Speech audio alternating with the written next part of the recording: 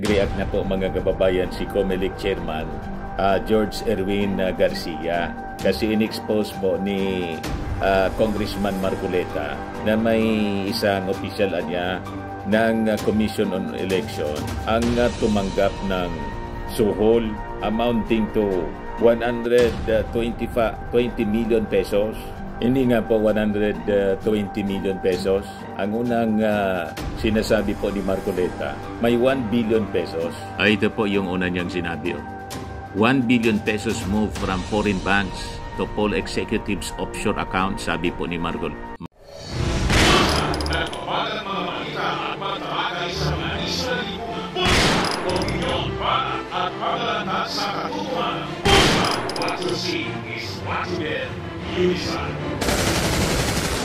Marcoleta, ayan ba, at least 1 billion worth ng pondo daw were transferred from different banks including those based in South Korea to 49 offshore accounts supposedly linked to a Commission on Elections official. Hindi pa man sana pinapangalanan mga kababayan ni Marcoleta, no di?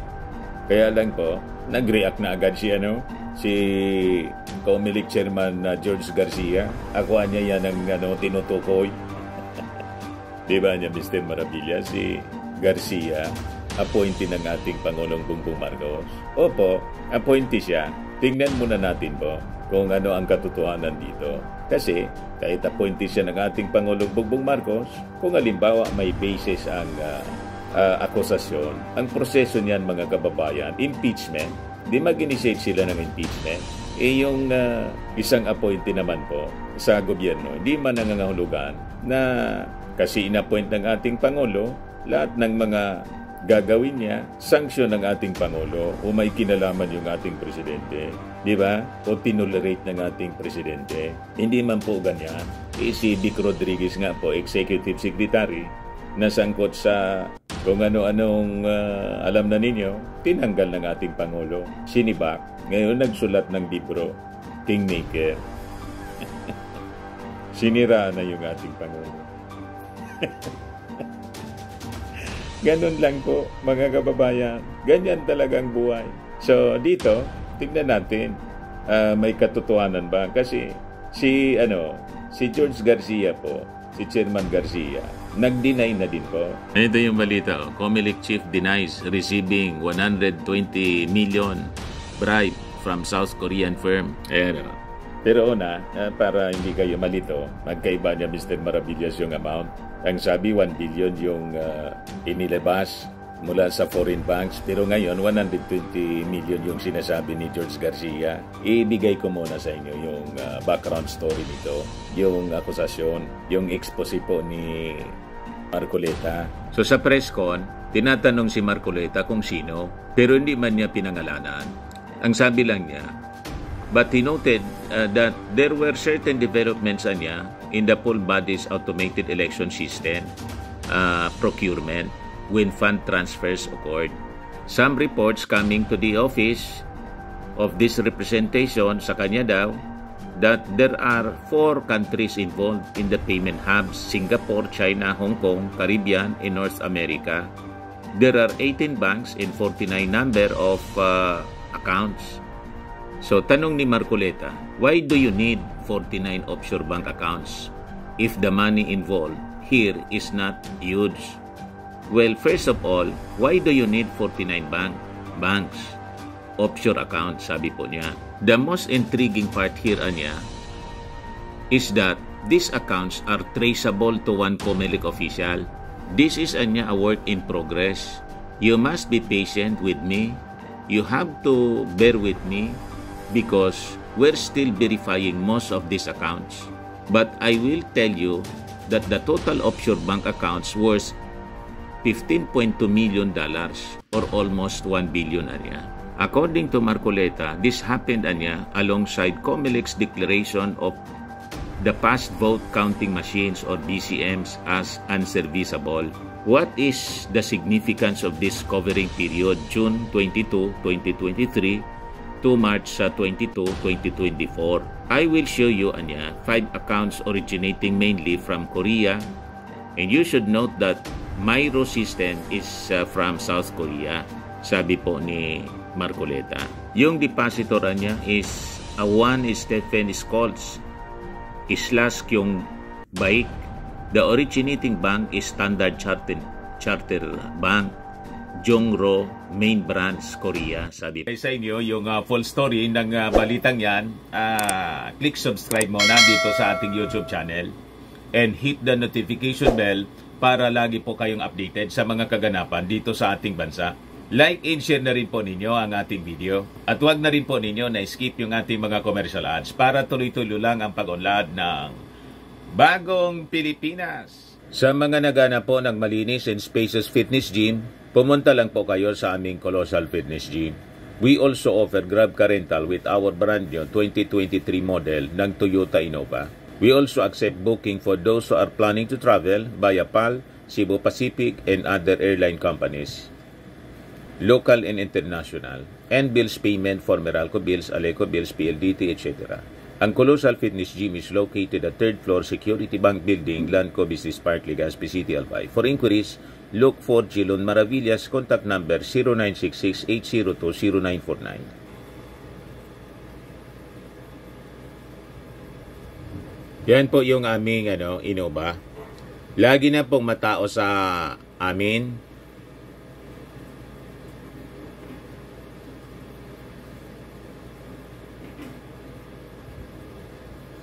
Yan po mga bagong clients namin. Napakaganda at colorful at napakalinis ng aming gym po. Pati mga foreigners po pumupunta sa amin, mga British tourist po sila dito sa Legazpi. Na-set up na rin po yung aming mga brand new gym equipment.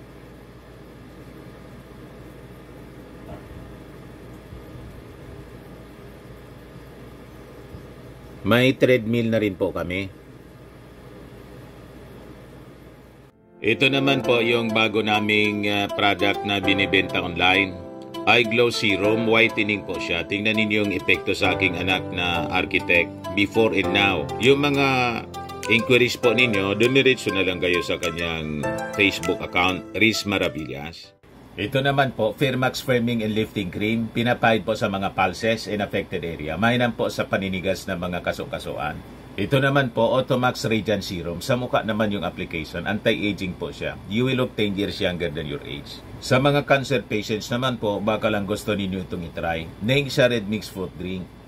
Hindi mo po siya gamot, food supplement siya. Kaya lang, gawa siya mga kababayan sa goji berry. Yung goji berry may anti-cancer properties. O ngayon, yung mga inquiries ninyo, dumiretso na lang kayo sa aming messenger sa Facebook para masagot namin agad. Ayos pa? Ayos na ayos niya, Mr. Maravillas. Ni Marcoleta. The recipient of your account is account number 553019814271, Standard Chartered Bank, Singapore. Yung amount niya is $149,000 US dollars. Then sabi niya, what is the milestone? Meaning to say, what is the event held alongside this? In June 2023 anya, COMELEC declared the previously procured in government-owned BCMs as unserviceable. Then, last May 5, 2023, COMELEC announced it was searching for new VCM amid plans to upgrade to BCMs capable of combining the current optical mark reader or OMR technology and direct recording electronic or touchscreen capabilities. Then sabi ni Marcoleta, on August 15, 2023 anya, a certain Yoon Do-Yoon deposited Wori Bank in Seoul, South Korea to a Bank of Shanghai, China account. The date we are looking anya at is August 15, 2023. The depositor is a certain Yoon Do-Yoon, originating bank, Wori Bank, Seoul, South Korea. Yung recipient of your account niya, account number 730083602150, Bank of Shanghai naman sa China. Yung amount niya is $157,350 US dollars. The corresponding milestone niya is on July 21, 2023, yung COMELEC approved the terms of preference for the 2025 national elections. But the TOR was approved without convening the COMELEC Advisory Council. He made the identification. This is in violation of the Omnibus Election Code, sabi po ni Marcoleta. He also mentioned other bank transfers that supposedly correspond to COMELEC developments. Ang sinasabi niya, pag may mga nangyayaring developments po in relation dito sa BCMs ng COMELEC, bilang preparasyon po sa 2025 elections, may movements ng mga pera na ang tinutumbok, may suhulan anyang nangyayari involving a COMELEC official. Ang tinutumbok po si Garcia. Madaling sabi para hindi na kayo masyadong malito dito sa kwento. Mahaba ang kwento eh. Ngayon, sabi dito sa balita, Marcoleta also revealed other transactions but he admitted that the verification of this transaction still ongoing. Hindi pa man po siya sigurado, madaling sabi. Ongoing pa. Ngayon, bilang reaction po, sabi rito, Inquirer.net contacted COMELEC Chairperson George Garcia after Marcoleta's briefing. And in reply, the official sent copies of a letter he wrote to the National Bureau of Investigation. In the letter to the NBI, Garcia requested for an investigation regarding the allegations that he has offshore accounts which were spreading online. Several lawmakers and political parties have expressed concerns over the COMELEC's alleged preference for Myro, which bagged the contract for COMELEC's full automation system with transparency audit count or fast track. Yung deal includes the supply of 110,000 automated counting machine, election management systems, consolidation and canvassing systems, ballot printing, ballot boxes, and other peripherals. Madaling sabi, tumanggap daw ng suhol itong si George Garcia. And it could be basis for impeachment. Yan, sabi po ni Marcoleta, there are viable grounds to impeach top officials of the Commission on Elections based on its award contract to South Korean firm Myro Systems for the 2025 midterm elections. O ngayon, so ito na yung sagot po ni Garcia. Nag-react na po siya. Nag-deny po siyempre. Ayan o. Nag-deny siya na tumanggap siya ng suhol amounting to 120 million pesos. Kasi ako yan tinutumbok. So nagpa-imbestiga na siya mismo. May sulat daw siya sa NBI na mag-imbestiga.